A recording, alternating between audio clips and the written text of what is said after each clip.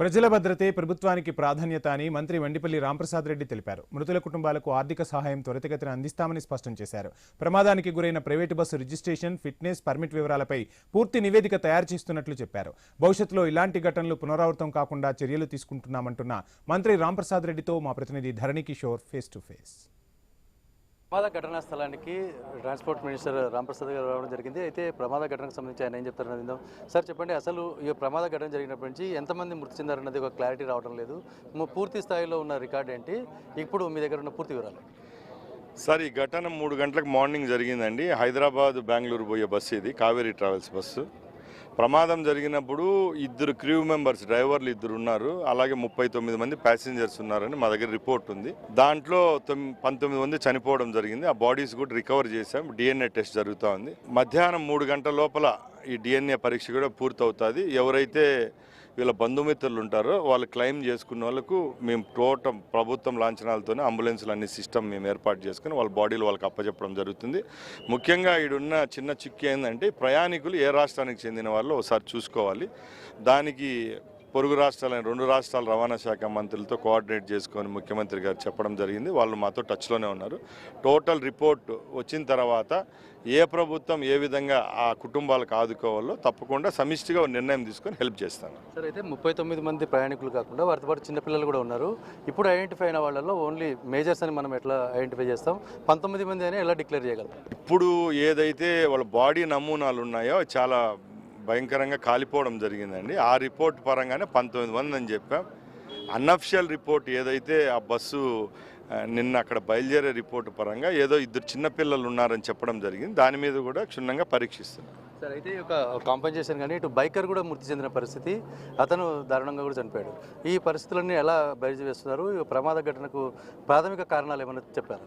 తప్పకుండా అది బస్సుకు డ్రైవర్ యొక్క నిర్లక్ష్యం అయితే తప్పకుండా రేపు రాబోయే కాలంలో ఇలాంటి సంఘటన పునరావృతం కాకుండా ఈ యొక్క మా గైడ్లైన్స్లో ఇంకా ఏమైనా మార్పు చేర్పులు ఉంటే తప్పకుండా తీసుకొని వస్తామండి. దాంట్లో ఎక్కడా రాజీ అయ్యే ప్రసక్తే లేదు.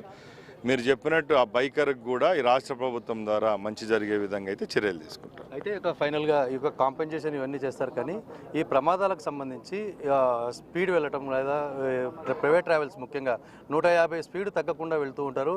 ఈ స్పీడ్ వెళ్ళడానికి అనుమతులు ఉన్నాయా? ముఖ్యంగా మీ అందరికీ తెలుసండి, ఇప్పుడు బస్సు బాడీ డిజైన్ చేసిన తర్వాత ఇప్పుడున్న రోడ్లు గత 20 సంవత్సరాల ముందు రోడ్లు వేరే, ఇప్పుడు రోడ్లు వేరే. ఇప్పుడున్న రోడ్లకు అనుగుణంగానే బాడీలు డిజైన్ చేయడం బస్సులు వస్తాయండి. ఇంకా కొందరు అతిక్రమించి ఇలాంటి చర్యలు పాల్పడుతూనే ఉంటే గవర్నమెంట్ కూడా ఇంకా స్ట్రింజెంట్ యాక్షన్ తీసుకుంటాం. ఎందుకంటే ఇలాంటి ఒక ప్రాణం వెలగట్లేని కుటుంబాలు ప్రాణాలు చాలా ఉంటాయి. ఆ కుటుంబాలందరికీ ఆ శోక సముద్రంలో ఉంచేదానికి మేము ఉండం కాబట్టి తప్పకుండా ఇది 3వ 4వ ప్రమాదం ఈ 10 సంవత్సరాల్లో ఇదే హైవే మీద కాబట్టి ఈ 3 రాష్ట్రాల డిపార్ట్మెంట్లు క్షుణ్ణంగా పరీక్షించి ఈ డెడ్ పాయింట్స్ ఏమైనా ఉన్నాయి, ఇక్కడ బ్లాక్ పాయింట్ ఇక్కడ జరిగేటి ముందు యాక్సిడెంట్ పాయింట్స్ ఉంటాయి, బ్లాక్ స్పాట్స్ ఉంటాయి, అవి కూడా గుర్తిస్తాం. ఇంకా నెక్స్ట్ ఇలాంటి పునరావృతం కాకుండా చర్యలు అయితే ఉంటాయి. అయితే సార్, మీరు ఒక మాటకు ఆన్సర్ చెప్పలేదు. అసలు ఈ స్పీడ్ వెళ్ళడానికి ఈ ట్రావెల్ బస్సుకు ఎంత స్పీడ్ వెళ్ళే పరిమితులు ఉంటాయి? ప్రైవేట్ ట్రావెల్స్ అంత స్పీడ్ వెళ్తున్నా కూడా ఆర్టీఏ అధికారులు కానీ చెక్ పోస్టుల్లో కానీ ఎక్కడ నిలువరించే పరిస్థితి లేని పరిస్థితుల్లోనే ఈ యాక్సిడెంట్లు జరుగుతాయన్నది ఉన్న అపవాదు. దీన్ని ఏమంటారు? సార్, ఒక్కటే చెప్తామండి, ముఖ్యంగా ట్రాన్స్పోర్ట్ సిస్టమ్కి వస్తే పోలీసులే కాకుండా వాళ్ళకంటే అధికంగా మా ట్రాన్స్పోర్ట్ డిపార్ట్మెంట్ వాళ్ళే ప్రతి ఒక్క హైవే మీద ఈ స్పీడ్ చెకింగ్ అనేది జరుగుతూ ఉంటుందండి. మీరు కావాలంటే ఆర్టీఏలో పెట్టి రిపోర్ట్ తీసుకోండి.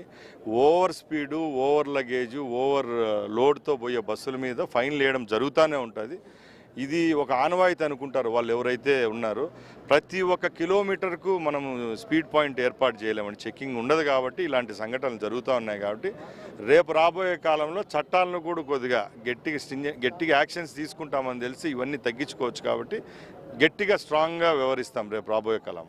అయితే ఫైనల్గా మృతుల కుటుంబాలకు సంబంధించి వివరాలు తెలుసుకునేందుకు చాలా రకాలుగా వాళ్ళు ప్రయత్నం చేస్తున్న పరిస్థితి ఉంది. తెలంగాణ ప్రభుత్వం ఇప్పటికే ఒక హెల్ప్ లైన్ నెంబర్ని ఇచ్చింది. ఇట్లా ఏపీ ప్రభుత్వం కూడా ఏమైనా ఇచ్చే అవకాశం ఉందా? ఇచ్చిందా ఇప్పటికీ? తెలంగాణ వాళ్ళు హెల్ప్ లైన్ ఇచ్చారండి. ఏపీ ప్రభుత్వం యాక్ట్ చేస్తూ ఉంది. స్పాట్లోనే ఉన్నాం. ఎందుకంటే ఇది ఒక బాధ్యతగా తీసుకున్నాం. ఇన్సిడెంట్ జరిగిన ప్రాంతం మనదే కాబట్టి, మన కర్నూలు జిల్లా మన ప్రాణ్యం కింద వస్తుంది కాబట్టి ఇక్కడే టోటల్ యంత్రాంగం అంతా ఇక్కడే ఉంది కాబట్టి టోటల్ ట్రాన్స్పోర్ట్ డిపార్ట్మెంట్ ఎవరైతే ఆ బస్సుకు సంబంధించిన ఓనర్ ఉంటాడో వాళ్ళ దగ్గర నుంచి ఆ ఫోన్ నెంబర్లు కూడా తీసుకున్నాము. ముఖ్యంగా దీంట్లో చిక్కుముడి ఎక్కడుందంటే ఎవరైతే ట్రావెల్ చేసే వాళ్ళ దగ్గర సెల్ ఫోన్స్ ఉంటాయి కాబట్టి అవన్నీ దగ్ధమైనాయి.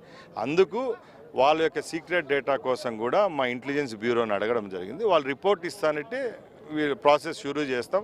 వాళ్ళకి ఏమి వల్ల ఎవరు, ఏజ్ ఎంత, లేడీసా, జెంట్సా, పిల్లలు అనేది కూడా గుర్తించవచ్చు. ఫైనల్గా బాధితులకు ఏం భరోసా ఇస్తారు? ముఖ్యంగా రాష్ట్రంలో ఉన్న గవర్నమెంట్ ట్రావెల్ సిస్టమ్ అయినా ప్రైవేట్ ట్రావెల్ సిస్టమ్ అయినా మేము ఒకటే చెప్తామండి, ప్రయాణికుడు మన మీద నమ్మకంతో వాళ్ళ ప్రాణాలు మన చేతుల్లోకి ఇచ్చి మనతో పాటు ట్రావెల్ చేసేదానికి సిద్ధంగా ఉంటారు.